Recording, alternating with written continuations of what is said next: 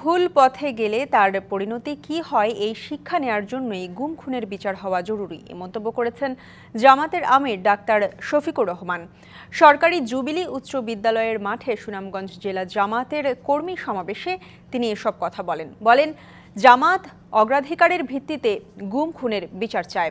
জাতির নেতৃত্বের জায়গায় যারা থাকেন তাদের সুনির্দিষ্ট কমিটমেন্ট, মিশন ও ভিশন থাকতে হবে বলেও মন্তব্য তার। বলেন, রাজনীতিতে ধোঁকাবাজি ও মিথ্যাচার দেখতে দেখতে দেশের জনগণ এখন ক্লান্ত ও বিরক্ত। এ সময় চাঁদাবাজি, দখলদারি ও মামলা বাণিজ্য না করার পাশাপাশি দলীয় পরিচয়ের কারণে অযথা মামলা দিয়ে হয়রানি বন্ধেরও আহ্বান জানান জামাতের আমির।